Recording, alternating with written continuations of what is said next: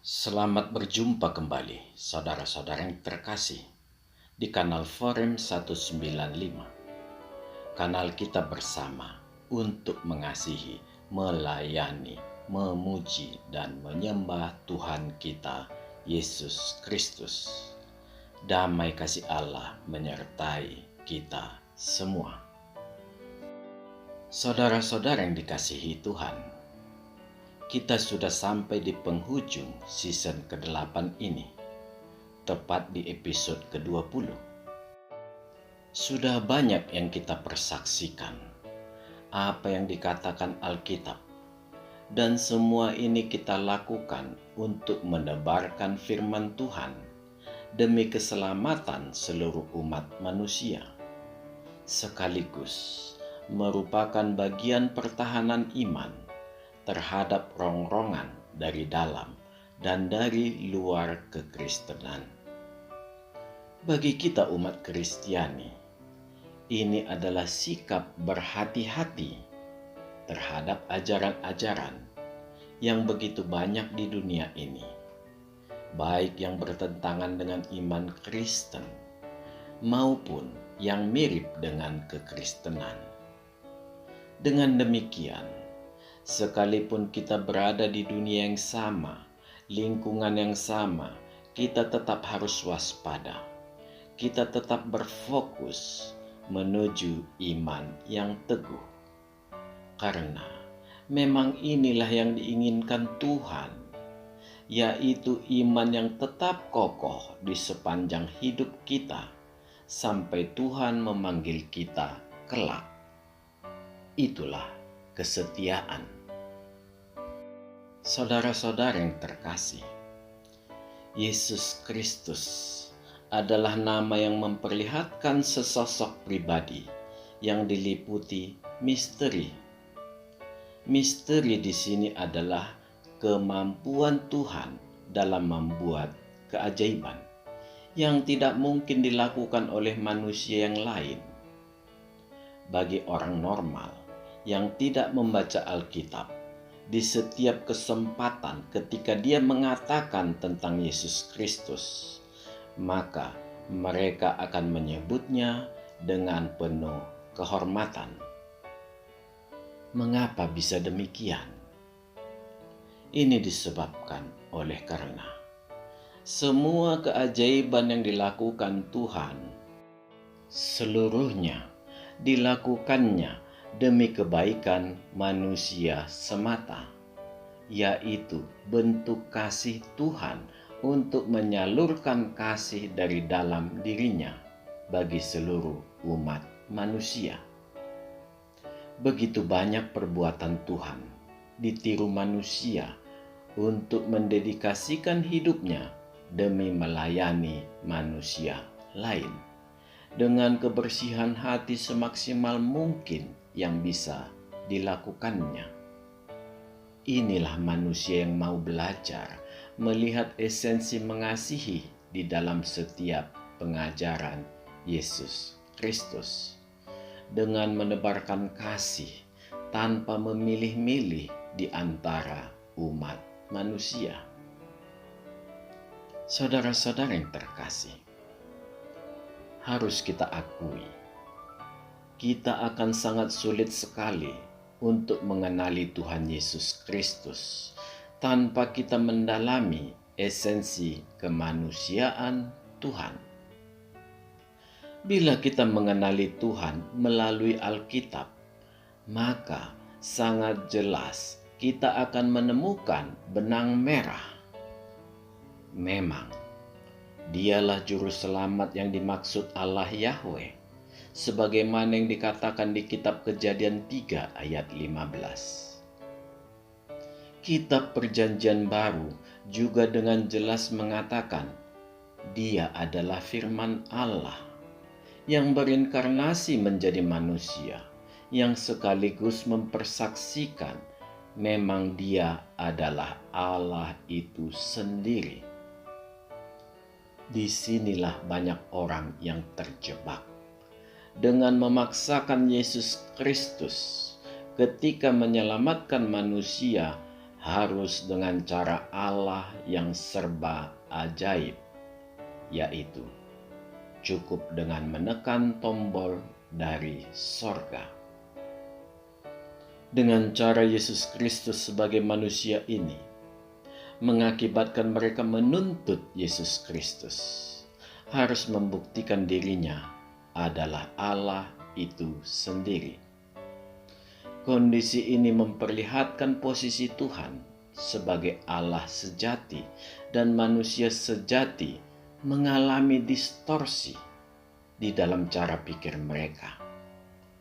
Mereka menjadi menutup mata terhadap keajaiban-keajaiban Yesus Kristus sebagai manusia. Secara jujur harus kita akui, banyak juga orang Kristen yang mengalami deadlock di posisi ini. Ini dikarenakan kekristenan terpaku pada posisi Yesus Kristus adalah Allah yang berinkarnasi menjadi manusia, sebagaimana kesaksian di seluruh Alkitab. Padahal ada pembelajaran yang tersembunyi dari Alkitab. Justru ketika kita mendalami sisi kemanusiaan Yesus Kristus, maka kita akan paham mengapa Allah harus menyelamatkan manusia.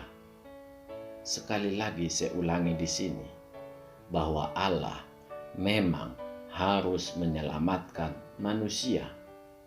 Lepas dari manusia itu menerima atau tidak. Saudara-saudara yang dikasihi Tuhan, ada keanehan yang terjadi. Kondisi deadlock ini justru tidak terlalu dialami oleh umat Kristen yang awam. Bahkan keteguhan hati mereka semakin mantap di dalam keimanan, dikarenakan mereka telah menemukan esensi pengajaran Tuhan yang tidak mengalami pertentangan di dalam hati nurani mereka.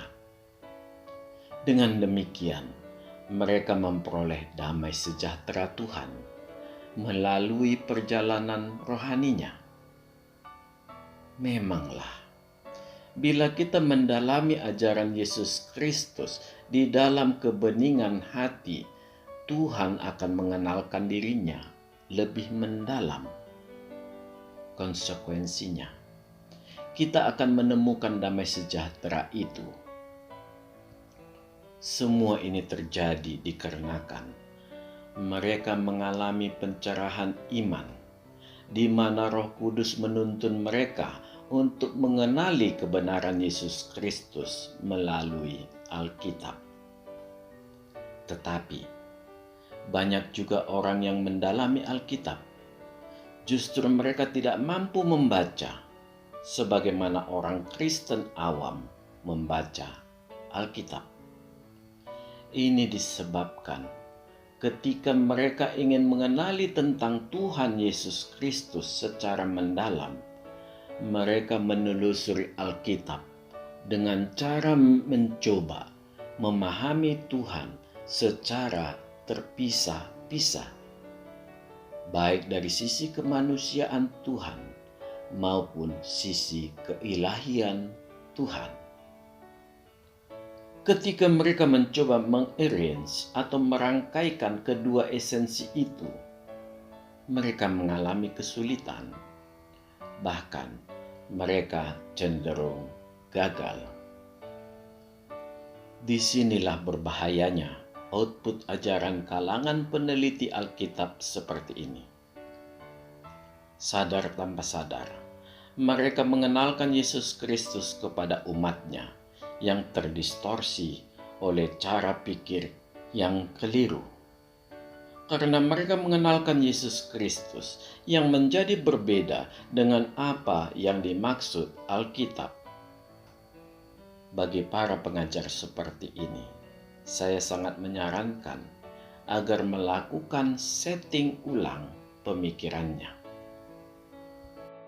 Saudara-saudara yang terkasih, harus saya akui, di awalnya saya memang sangat sulit untuk mendalami dua esensi manusia dan ilahi ini. Berada di dalam satu tubuh Yesus Kristus. Hal ini juga dialami oleh mayoritas umat Kristiani. Ini terjadi dikarenakan kita berangkat dari ketulusan mengenali Tuhan melalui inkarnasi firman Allah menjadi manusia seperti apa yang dikatakan Alkitab. Artinya, kita hanya melihat dari satu arah. Sisi positifnya, Alkitab dengan mudah membuktikan kepada kita bahwa Yesus Kristus adalah Tuhan. Iya, memang Alkitab dipenuhi dengan bukti bahwa Yesus Kristus adalah firman Allah yang menjadi manusia. Tidak ada yang bisa membantah itu. Termasuk sejarah yang dicatat umat manusia juga memperlihatkan realita tersebut.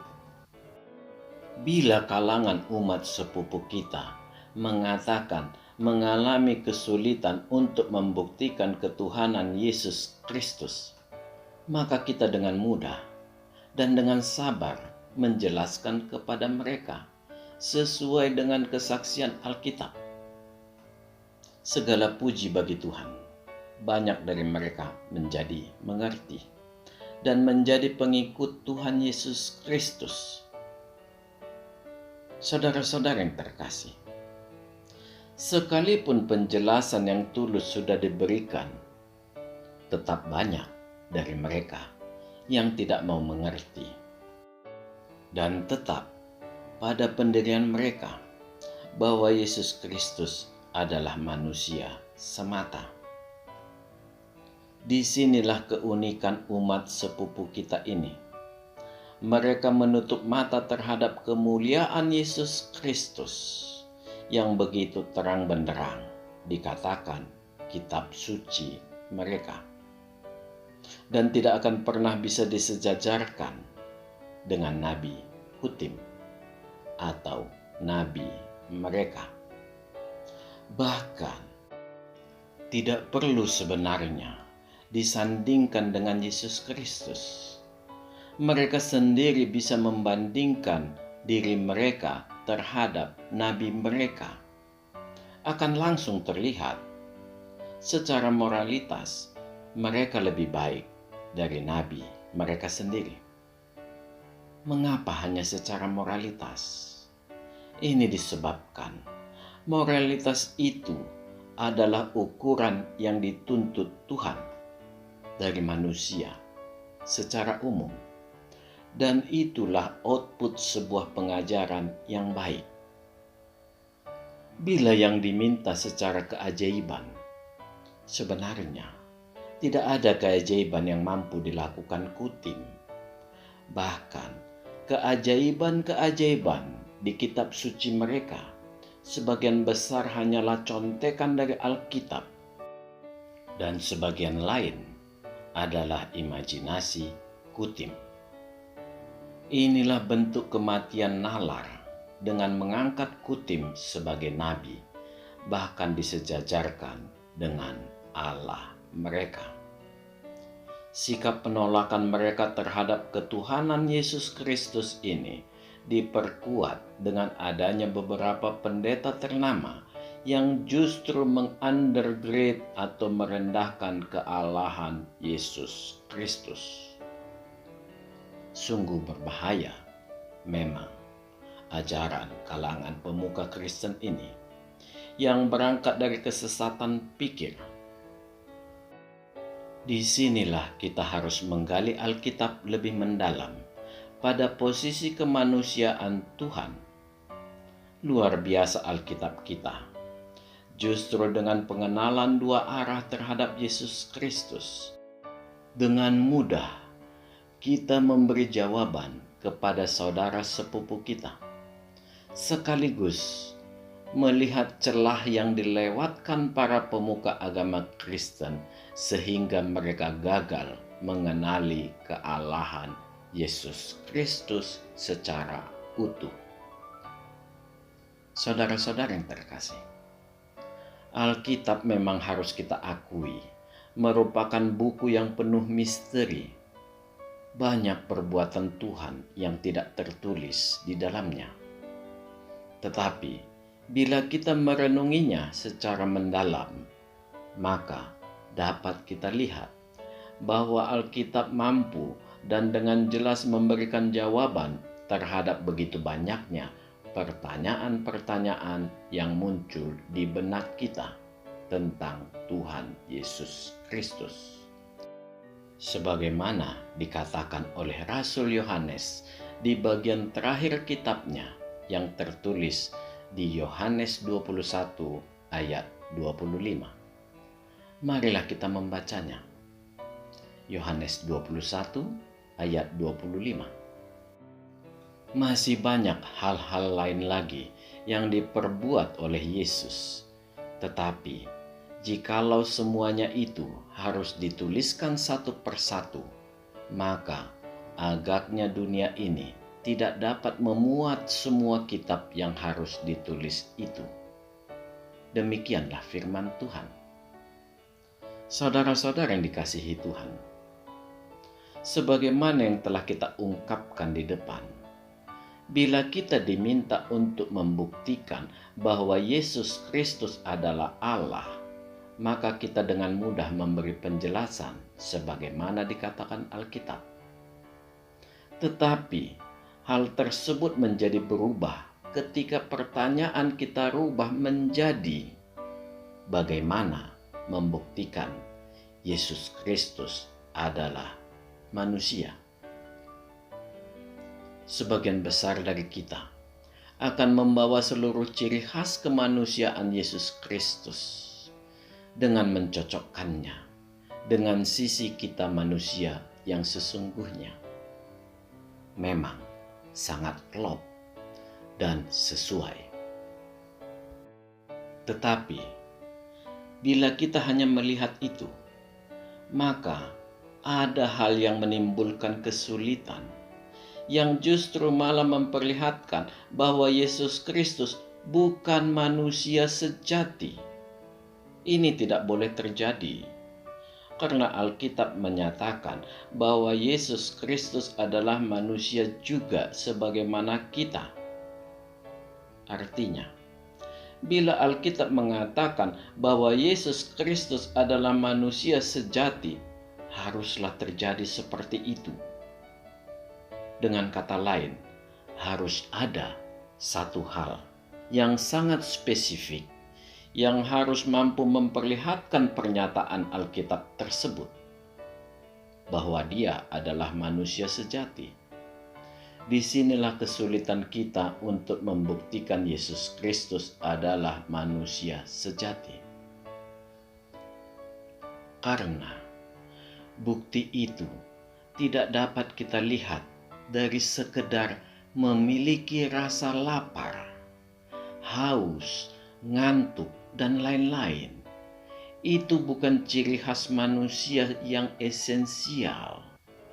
Itu adalah ciri sebuah konsekuensi sebagai makhluk yang hidup, yang kebetulan posturnya atau tampilannya atau casingnya kita sebut sebagai manusia. Saudara-saudara yang terkasih, bila kita kaji lebih mendalam melalui ciri fisik makhluk hidup semata, maka yang akan terjadi adalah Yesus Kristus adalah Kristofani, yaitu Allah yang mengambil wujud manusia yang bukan manusia serta tinggal bersama manusia. Artinya, Yesus Kristus bukan manusia sejati. Disinilah kekeliruan yang terjadi. Bila kita melakukan pendalaman dengan cara tersebut, maka kita akan mengalami deadlock dan kita bisa melihat penyebabnya pada beberapa peristiwa berikut. Yang pertama, hidup Tuhan yang serba ajaib, dan tidak akan pernah ada manusia bisa melakukan itu. Bahkan Yesus Kristus sering membangkitkan orang mati. Bagi kalangan umat sepupu, jangan merendahkan pikiranmu dengan mengatakan semua itu terjadi karena seizin Allah. Ingatlah, inilah salah satu keluarbiasaan Yesus Kristus yang memperlihatkan kedekatannya dengan Bapanya. Itulah Allah. Bukalah nalarmu. Nabimu tidak pernah memperoleh kesempatan seperti ini. Jangan pernah membodohi diri sendiri terhadap terjadinya sebuah keajaiban tanpa ada yang mempersaksikan. Itu adalah keajaiban dari klaim sepihak. Tukang sulap saja harus ada yang melihat ketika dia melakukan karya sulapnya. Pahamilah, semua hal di dunia ini memang diketahui Allah, akan tetapi tidak selalu seizin Allah. Mari kenali Yesus Kristus dengan logika yang sehat. Yang kedua, tidak akan ada orang yang mampu berpuasa 40 hari dan 40 malam tanpa jeda untuk berbuka puasa. Yang ketiga, tidak ada manusia yang tidak mengenal dosa selain Yesus Kristus. Yang keempat, tidak ada manusia yang tidak akan mati selain Yesus Kristus. Yang kelima, ketika Yesus Kristus disiksa sebelum disalib, semua sudah melampaui batas daya tahan manusia. Artinya, bila manusia biasa yang mengalami itu sudah pasti akan mati, itu tidak berlaku pada Yesus Kristus. Karena seluruh siksaan itu tidak akan pernah membuat Tuhan mati. Bahkan dengan kemampuan mujizatnya, Tuhan mampu membuat dia tidak merasakan itu semua, serta dengan segera memulihkan dirinya tanpa bekas. Tetapi Tuhan tidak melakukan itu semua, karena dia memiliki tujuan untuk mengorbankan kemanusiaannya demi menyelamatkan seluruh umat manusia. Artinya, kematian Yesus Kristus terjadi dikarenakan dia bersedia menyerahkan nyawanya kepada Bapanya. Sangat banyak lagi mujizat yang dilakukan Tuhan yang memperlihatkan bahwa dia tidak mungkin sebagai manusia sejati. Jadi, karakteristik manusia secara umum makhluk hidup memang berlaku kepada Yesus Kristus. Tetapi ada hal yang khusus seperti yang baru saja kita ungkapkan yang justru memperlihatkan dia bukan manusia. Bahkan lebih membuktikan bahwa dia adalah Allah itu sendiri. Saudara-saudara yang terkasih, jelaslah sekarang, memang sifat-sifat fisik yang dimiliki manusia memang dimiliki Yesus Kristus juga. Tetapi ternyata bukan di situ tali pertemuan kemanusiaan Yesus Kristus dengan kita manusia. Bahkan manusia sempurna seperti Adam juga tidak akan pernah bisa melakukan seperti yang dilakukan Yesus Kristus seluruhnya. Sekalipun demikian, Adam pasti bisa melakukan sebagian seperti yang dilakukan Yesus Kristus. Bahkan keajaiban yang bisa dilakukan Adam dimungkinkan sampai ke titik pertemuan di mana Yesus Kristus sebagai Allah yang mengosongkan dirinya dan posisi Adam sebagai manusia yang penuh kemuliaan Tuhan seperti awal penciptaan. Memang, Alkitab tidak pernah memperlihatkan mujizat yang dilakukan Adam. Karena memang Adam sendiri tidak perlu melakukan itu. Sebab dia sudah mendiami tempat yang bagaikan miniatur sorga. Semua keajaiban itu atau mujizat itu akan semakin sulit kita lakukan sekarang ini. Sebagaimana dikatakan Yesus Kristus melalui perumpamaan iman sebesar biji sesawit. Semua itu dikarenakan dosa. Saudara-saudara yang terkasih, itulah kebenaran dari Alkitab yang memperlihatkan apa yang dicapai manusia melalui standar kesempurnaan manusia setelah Yesus Kristus menggenapi Matius 5 ayat 48. Inilah tujuan jalan salib Tuhan.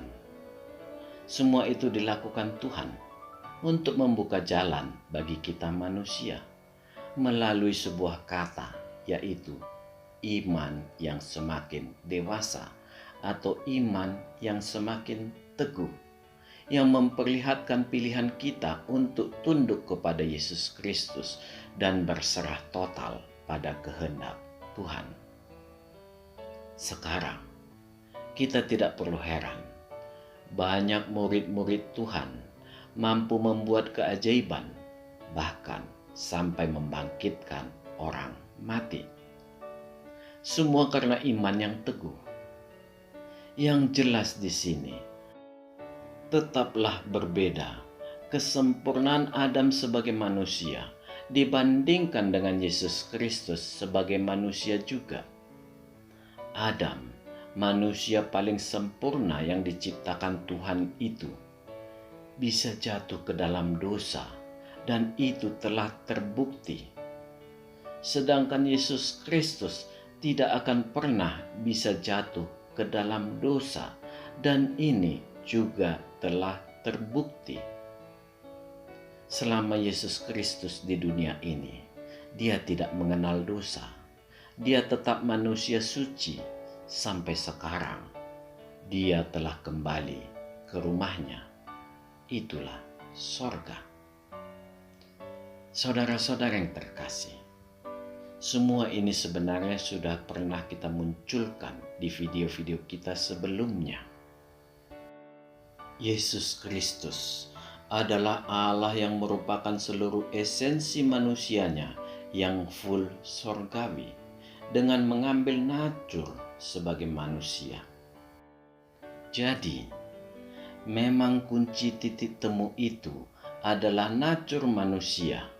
Dan natur yang diambil Allah adalah esensi natur manusia rohani.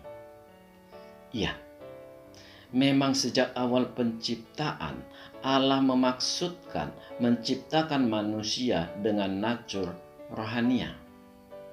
Karena memang secara fisik atau secara jasmania tidak ada tempatnya di sorga. Kontinuitas kehidupan itulah yang diambil Allah ketika menciptakan manusia. Kontinuitas kehidupan di dunia dan di sorga. Sekali lagi, manusia adalah makhluk rohania dan memiliki postur yang dikenal sebagai manusia dan diperlengkapi Allah dengan nature roh manusia. Dan inilah yang membuat manusia disebut manusia. Sekarang kita tidak perlu heran lagi. Memang Yesus Kristus tidak akan pernah sama dengan manusia. Ini sekaligus membuktikan dari aspek manusia, dia adalah Allah itu sendiri. Dialah manusia yang full ilahi, yang mengambil rupa manusia, yaitu natur roh manusia. Yang mana roh manusia ini berasal dari Allah juga dan akan kembali ke Allah setelah manusia mati. Saudara-saudara yang terkasih, Bila kita melihat ke dalam diri kita akan menemukan ada 3 komponen yang berada di dalam diri kita, tetapi kita tidak berkuasa untuk memisah-misahkannya, yaitu tubuh, jiwa, dan roh. Tubuh ini merupakan bingkai diri kita, sementara jiwa adalah yang memperlihatkan kita sebagai makhluk yang bernyawa atau makhluk yang hidup. Serta roh manusia yang berada di dalam hati adalah pengendali atau rem dari jiwa kita, dengan cara melahirkan akal budi yang mengatur pikiran kita. Artinya, roh manusialah yang memberi makna segala pergerakan makhluk berjiwa yang bernama manusia itu agar berbuat sesuai dengan perkenanan Allah. Itulah ciri khas manusia. Dengan demikian, manusia bukan sekedar makhluk hidup semata, dikarenakan ada pengendali kehidupannya dan memberi makna bahwa dia adalah manusia. Artinya, bila postur manusia itu tidak diberi roh manusia, maka manusia akan sama saja dengan makhluk hidup lain yang mengandalkan naluri dan insting. Dengan kata lain, roh manusialah yang mencirikan manusia itu agar menjadi manusia, sehingga bukan sekadar makhluk yang hidup saja. Inilah kegunaan roh manusia itu, atau hati nurani yang murni itu. Di dalam bahasa Alkitab disebut sebagai pelita Tuhan. Bila kita telusuri asal muasal roh manusia ini, dia berasal dari Allah dan akan kembali ke Allah ketika manusia mati. Roh manusia ini di dalam Alkitab ditulis dengan huruf kecil yang artinya secara esensi roh manusia tidak sama dengan roh Allah. Dari sifat roh manusia yang lemah lembut dan fungsinya sebagai sarana untuk memberi arah pada hidup manusia, maka bisa kita memahami tempat asal roh manusia ini adalah sebuah tempat yang merupakan asal muasal kehidupan, dan di dalamnya hanyalah kelemah lembutan, atau dengan kata lain, tempat itu adalah sumber roh kasih dan sumber kehidupan. Saudara-saudara yang terkasih, Alkitab memberi kesaksian. Sumber dari segala sumber kehidupan yang berupa roh kasih itu tidak akan pernah bisa dihampiri manusia. Kita hanya bisa melihat sinar-sinar kemahamuliaan Allah, yang bisa kita katakan bahwa Allah hadir ketika kita bisa melihat sinar itu. Sinar-sinar kemahamuliaan Allah inilah bisa kita sebut sebagai tubuh jasmaniah Allah. Ini memperlihatkan ketunggalan Allah kita secara jasmaniah. Sinar-sinar kemahamuliaan ini ternyata berasal dari pancaran dari satu keadaan yang merupakan persekutuan 3 pribadi maha mulia. Dan inilah yang disebut sebagai tubuh rohania Allah yang tidak bisa kita ketahui. Ini juga memperlihatkan ketunggalan dalam satu tubuh rohania, atau merupakan roh kehidupan yang kudus itu. Jadi, ketunggalan Allah orang Kristen bila diartikan sebagai Allah yang esa, ternyata meliputi jasmania dan rohania Allah. Bila yang dituntut hanya sampai keesaan Allah, Alkitab sudah menjawab dengan jelas. Yang mengherankan, Alkitab tidak berhenti sampai di situ. Alkitab masuk lebih dalam lagi menelusuri ke dalam kedirian Allah. Alkitab memberi isyarat bahwa tubuh rohania yang maha mulia itu, yang merupakan esensi roh kehidupan itu, atau esensi Allah itu, ternyata adalah Sang Bapa itu sendiri sebagai pribadi pertama. Saudara-saudara yang terkasih, sebagai roh kehidupan, sudah pasti Sang Bapa memiliki kehendak, dan itu diwujudkannya dengan Dia berfirman. Dan Sang Firman inilah sebagai pribadi kedua yang berinkarnasi menjadi manusia Yesus Kristus. Kedua pribadi yang gilang gemilang, Sang Bapa dan Sang Firman ini bersekutu di dalam roh kasih Allah yang disebut sebagai pribadi ketiga. Itulah Roh Kudus. Inilah tiga pribadi yang hidup, karena ketiga pribadi inilah yang disebut sebagai esensi Allah yang berupa roh kehidupan itu. Inilah keberadaan Allah orang Kristen. Segala puji bagi Allah, Dia mengenalkan dirinya begitu lengkap, sehingga tidak memungkinkan lagi bagi manusia untuk tidak mengenali Allah. Karena hal ini yang terpenting dari seluruh hukum Taurat, mengenal Tuhan. Sudahkah Anda mengenali Allah Anda seperti orang Kristen? Janganlah berhenti hanya sekedar pada titik Allah yang Maha Esa. Karena sudahlah pasti Allah itu tidak terdefinisikan oleh kita secara lengkap, sekalipun melalui kitab suci. Allah sangat kompleks.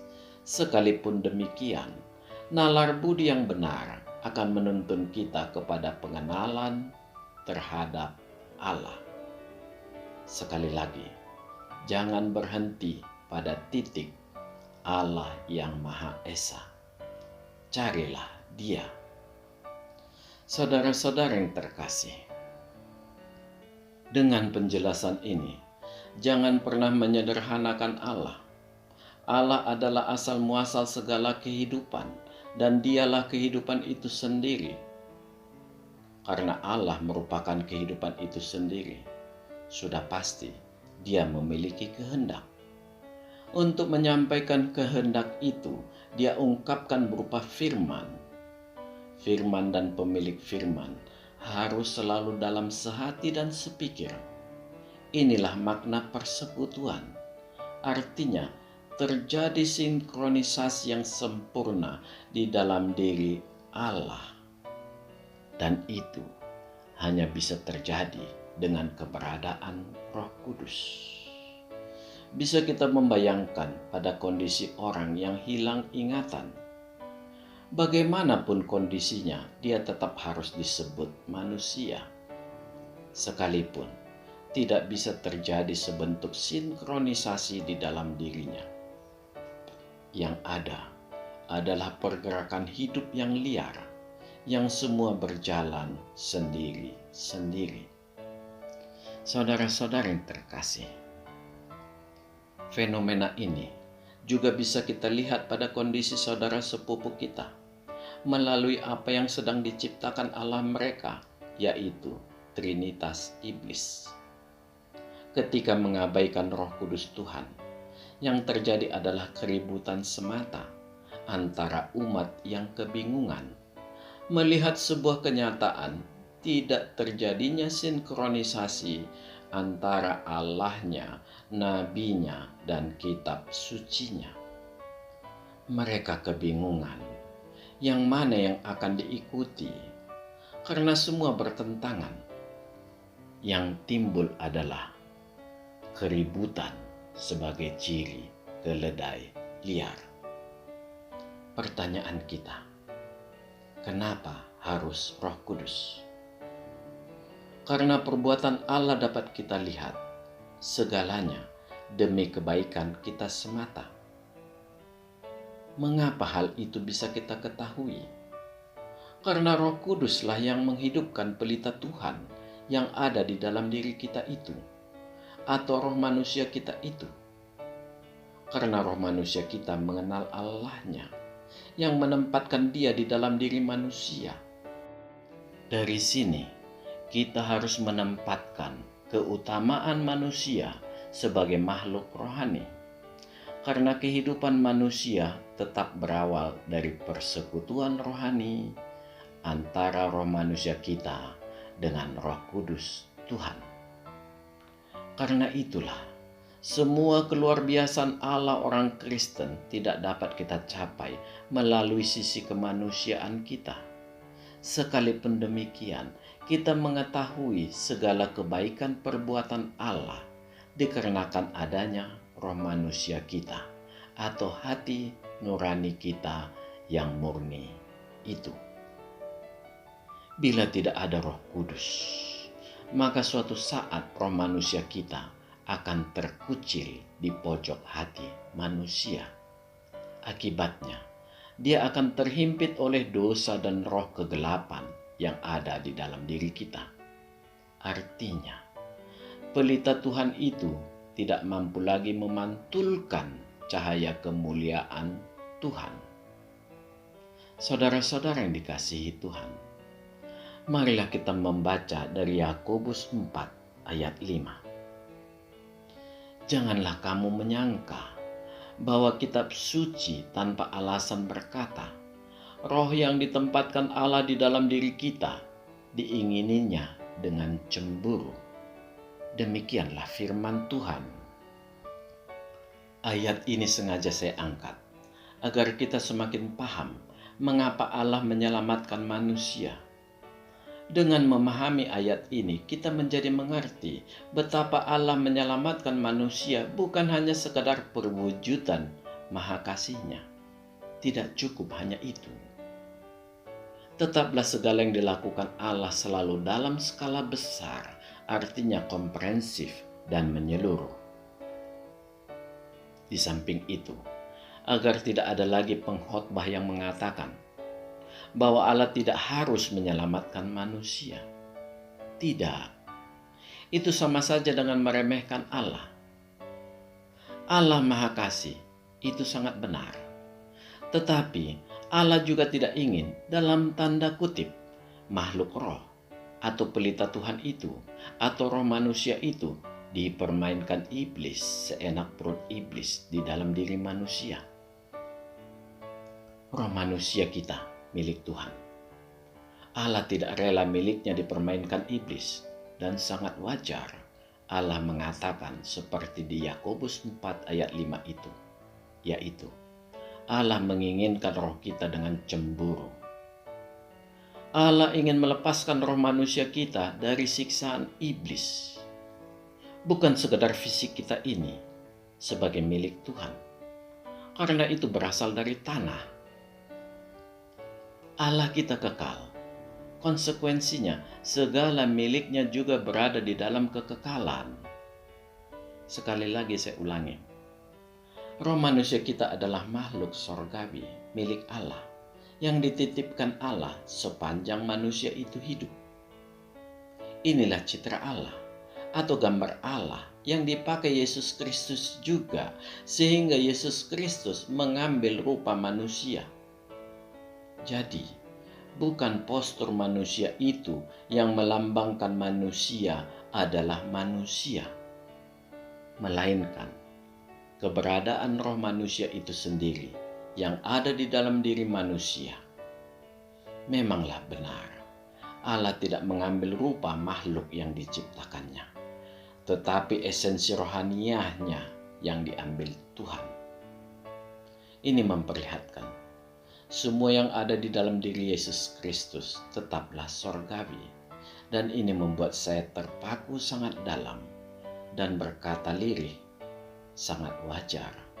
Dia tidak akan bisa berdosa, tidak akan pernah mati, dan dia adalah domba yang paling sempurna sebagai korban suci untuk menebus seluruh dosa manusia. Saudara-saudara yang dikasihi Tuhan, Domba kudus itu, Sang Firman itu, dari segala kemahamuliaannya, meninggalkan sorganya, rumahnya, dan berinkarnasi menjadi manusia. Kehadirannya di dalam tubuh jasmaniahnya disambut oleh roh manusia Tuhan dengan penuh sukacita. Roh manusia Tuhan dapat bersekutu dengan roh Allahnya yang sangat dikasihinya. Segala kuasa dari Sang Bapa bisa dijalankan Yesus Kristus, bukan dari aspek kealahannya, tetapi melalui kuasa iman kemanusiaan yang dimiliki Tuhan, yang melampaui segala akal. Inilah kondisi Tuhan sebagai konsekuensi Dia mengosongkan dirinya.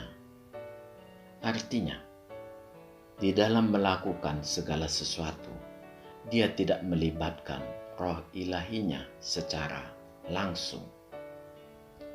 Semua kuasa ilahi ini bisa berjalan dikarenakan terjadinya sebuah persekutuan yang gilang gemilang di dalam diri Tuhan antara roh manusia Tuhan dengan Roh Kudus Tuhan. Inilah pembelajaran yang tersembunyi bagi kita orang Kristen, bahwa Tuhan menuntut dari kita semua untuk menjaga persekutuan rohani tiap pribadi seperti yang dilakukan Yesus Kristus. Dikarenakan inilah arti iman sebesar biji sesawi mampu memindahkan gunung.